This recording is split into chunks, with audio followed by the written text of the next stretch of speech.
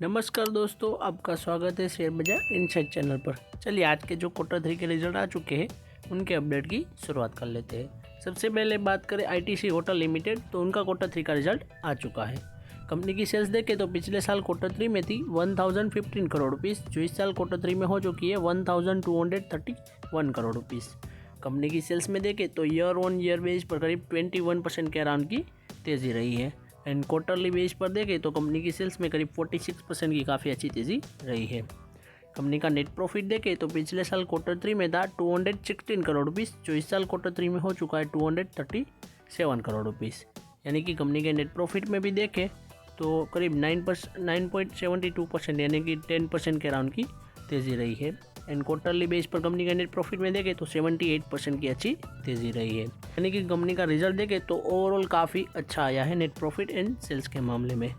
और यहाँ पर हम कंपनी के स्टॉक प्राइस में देखें तो कल के दिन कंपनी के स्टॉक प्राइस में भी देखें तो करीब 3.5% के अराउंड की गिरावट रही थी।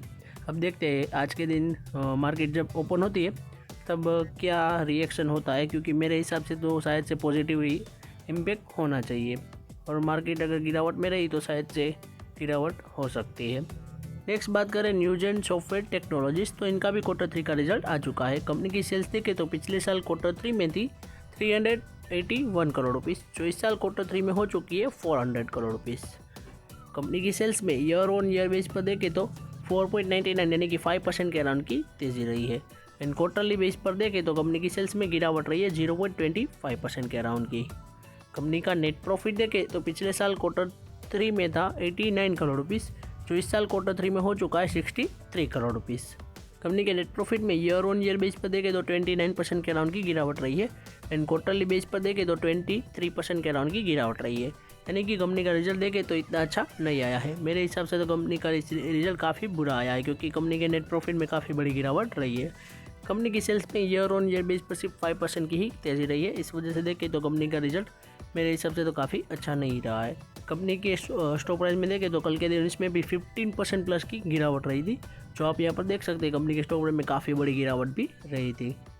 नेक्स्ट बात करूँ विक्रम सोलर लिमिटेड, तो इनका भी क्वार्टर 3 का रिजल्ट आ चुका है। कंपनी की सेल्स देखें तो पिछले साल क्वार्टर 3 में थी 1026 करोड़ रुपीज़, जो इस साल क्वार्टर 3 में हो चुकी है 1106 करोड़ रुपीज़। कंपनी की सेल्स में ईयर ऑन ईयर बेस पर देखें तो 7.80% की तेज़ी रही है। एंड क्वार्टरली बेस पर देखें तो गिरावट रही है 0.36% के अराउंड की। कंपनी का नेट प्रॉफिट देखें तो पिछले साल क्वार्टर 3 में था 19 करोड़ रुपीज़, जो इस साल क्वार्टर 3 में हो चुका है 98 करोड़ रुपीज़। कंपनी के नेट प्रॉफिट में देखें तो ईयर ऑन ईयर बेस पर 415% के अराउंड की तेज़ी रही है। एंड क्वार्टरली बेस पर देखें तो कंपनी के नेट प्रॉफिट में 23% के अराउंड की गिरावट रही है। कंपनी का रिजल्ट देखें तो ओवरऑल ठीक ठाक रहा, इतना ज़्यादा अच्छा नहीं रहा है, क्योंकि क्वार्टरली बेस पर दोनों ही सेल्स में और नेट प्रॉफिट में गिरावट रही है। और ईयर ऑन ईयर बेस पर देखें हम तो उसमें थोड़ी ज़्यादा सेल्स में तेज़ी रही है और नेट प्रॉफिट में तो काफ़ी अच्छी तेज़ी रही है। कंपनी काफ़ी छोटी है, फिर भी कंपनी की सेल्स में इतनी ज़्यादा तेज़ी नहीं रही है, और कंपनी का नेट प्रॉफिट में तो काफ़ी अच्छी तेज़ी रही है।